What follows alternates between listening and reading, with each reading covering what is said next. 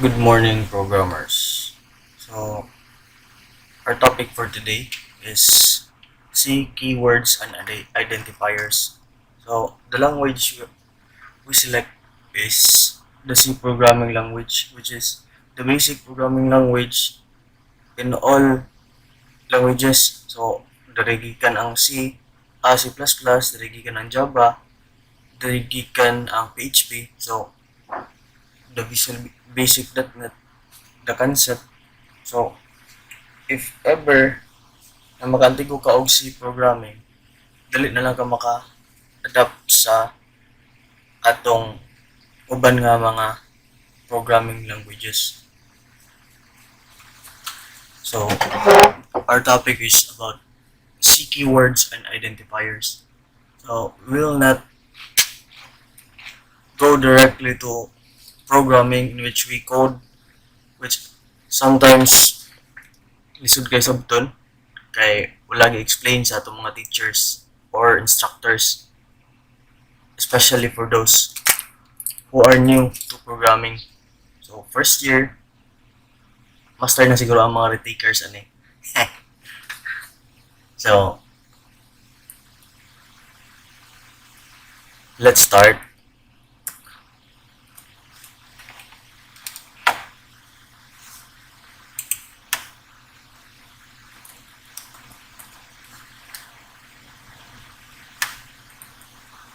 So, the first is the character set.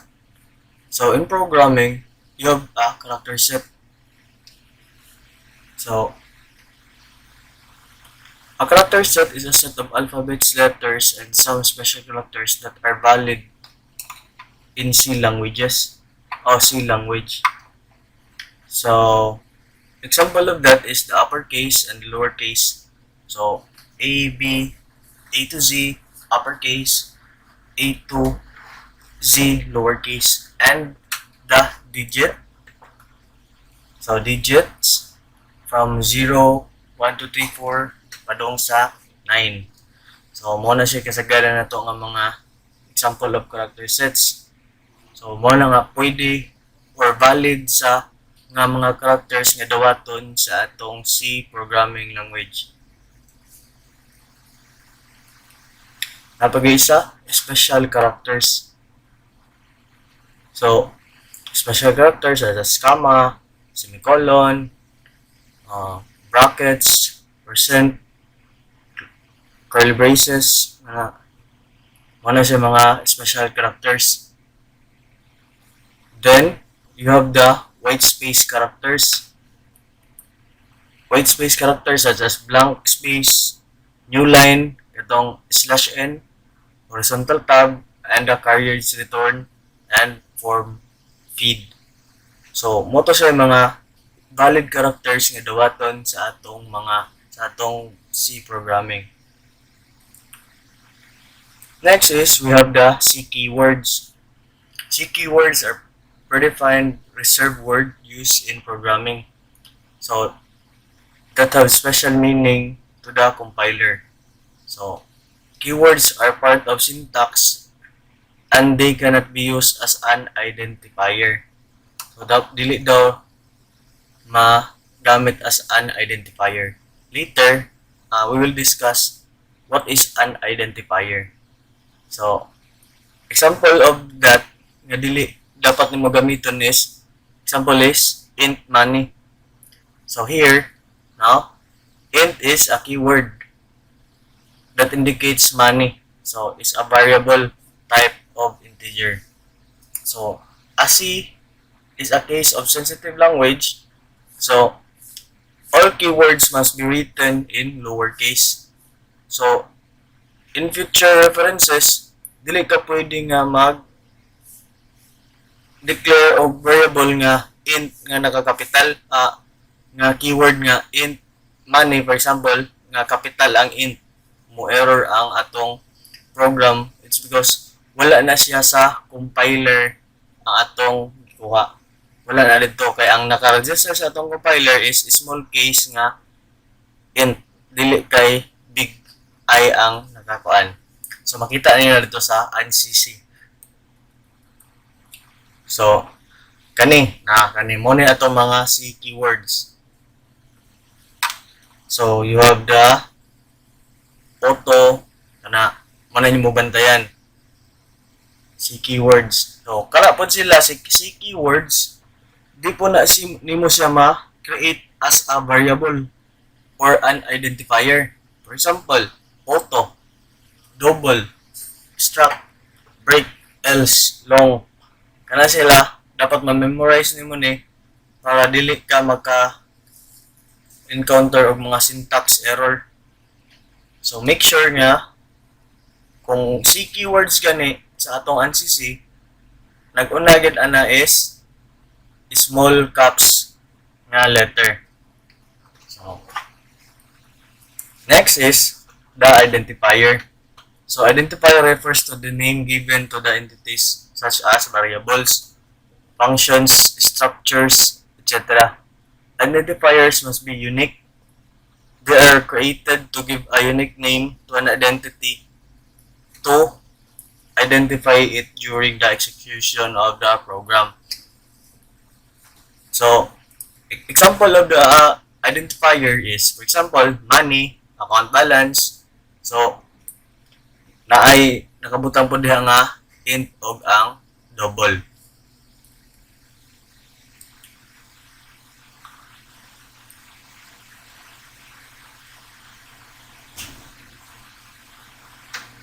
So, these are the rules for naming an identifier.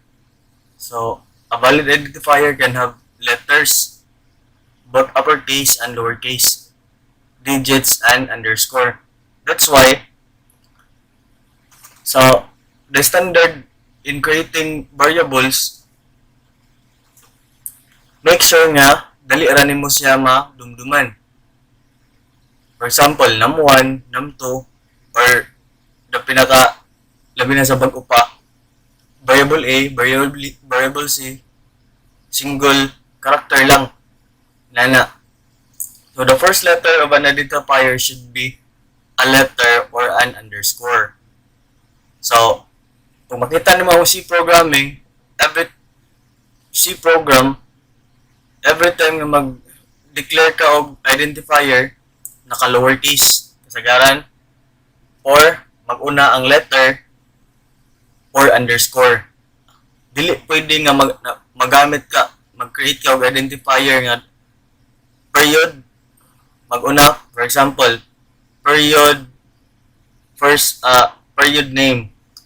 That is an error. That is an syntax error. For example, hyphen name. Error gyapon siya. So, mo ni ang rules atong sundin. So, identifier should be a letter or an underscore. Another syntax error in declaring an identifier, number ang mag-una. For example, 1 name, 2 name, mga na. Error na siya as a syntax error. That's why, pwede na mo siya masolusyonan kato nga problem num1, num2 ang pag-declare sa imong identifier. So, you cannot use keywords like int and while etc. as an identifier. So, dili daw siya pwede ang int, while, nga naman, it is because naa siya sa ANSYS keywords. Di ka pwede mo yung kag int. Dili siya pwede, mo error na siya as a syntax error.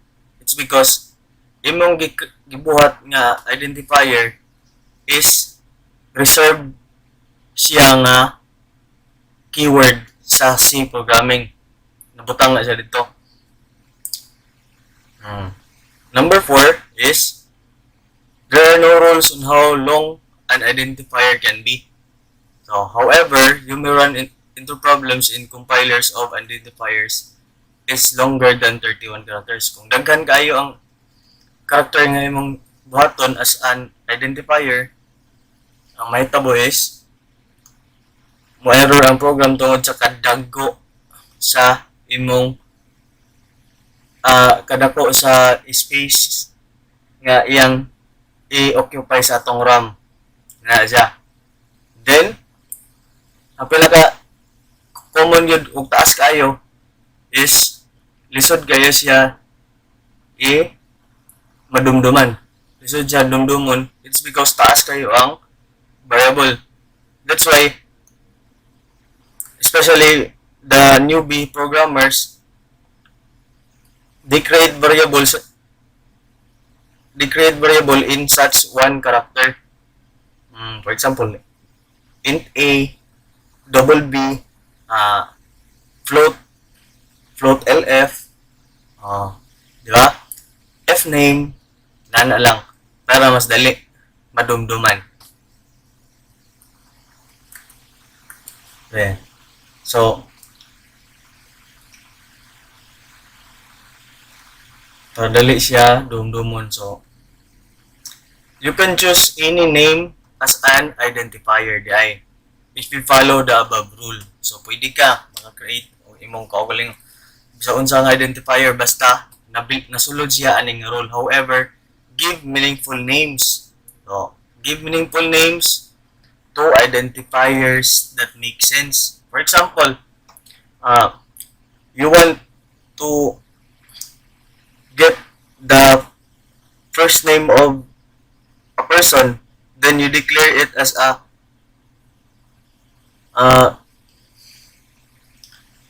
character char A. So, character. So, kinsa man si A. Di ba? Nonsense. Mas maayo pag mo yung kag char name. Di ba? First name, F name, para dali siya madumduman. It's because if your code is longer, maglisod ka og pangita or pagdumdum adtong character tungod kay dili man siya meaningful sa imo, dili nimo dali madumduman. Okay? So, that's all for today. So, thank you. So, don't forget to like and subscribe to my channel. Thank you.